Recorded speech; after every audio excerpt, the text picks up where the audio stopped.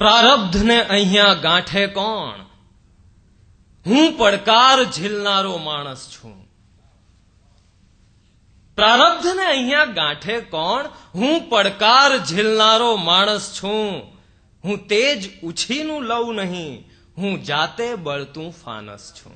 વાહ વાહ. ઝળા ઝળાનો મોહતાજ નથી, મને મારું અજવાળું પૂરતું છે. અંધારાના વમળને કાપે કમળ તેજ તો સ્ફૂરતું છે. ધુમ્મસમાં મને રસ નથી, હું ખુલ્લો ને નિખાલસ છું. પ્રારબ્ધને અહીંયા ગાંઠે કોણ? હું પડકાર ઝીલનારો માણસ છું. કુંડળીને વળગવું ગમે નહીં, ને ગ્રહો કને શિર નમે નહીં. કાયરોની શતરંજ પર જીવ સોગઠા બાજી રમે નહીં. હું પોતે જ મારો વંશજ છું, હું પોતે જ મારો વારસ છું. પ્રારબ્ધને અહીંયા ગાંઠે કોણ? હું પડકાર ઝીલનારો માણસ છું.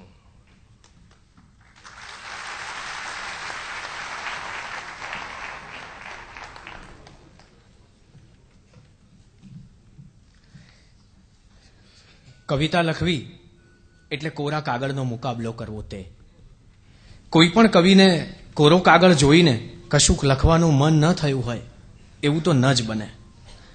આ જ પરંપરામાં નરેન્દ્રભાઈ પણ આગળ વધે છે અને એમ કહે છે કે મને કોરા કાગળની માયા.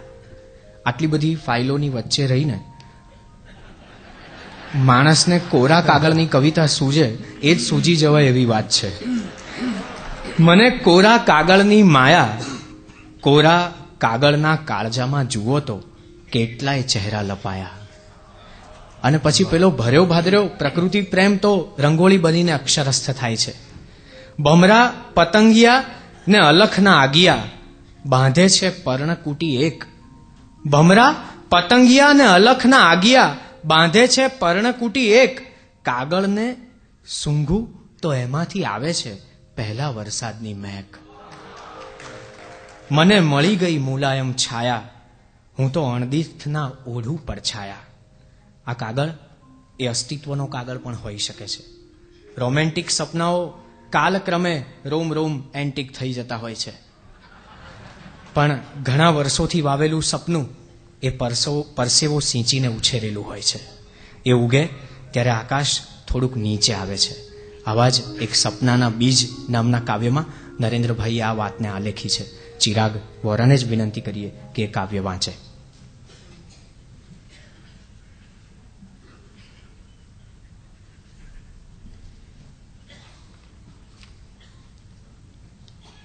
કાવ્યનું શીર્ષક છે સપનાના બીજ. હું પથ્થરને પથ્થર જ કહું છું અને જળને જળ. હું પથ્થરને પથ્થર જ કહું છું અને જળને જળ. હું નરી વાસ્તવિકતાનો માણસ છું. આકાશને જોઉં છું અને મેઘધનુષ પર મોહું છું.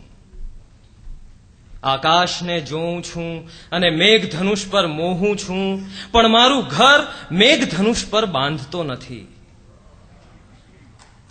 મેઘધનુષી રંગના મારી પાસે સપના છે, ને આ સપના રોમેન્ટિક નથી, પણ જીવનભરના તપના છે.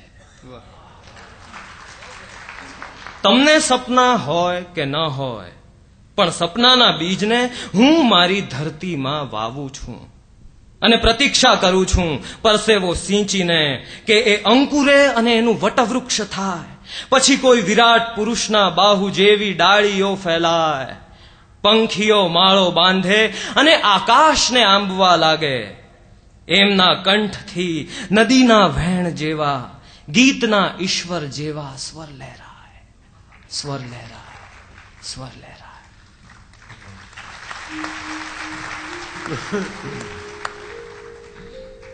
અને આ કવિતામાં પ્રકૃતિ રસની તૃપ્તિ છે, સંતૃપ્તિ છે.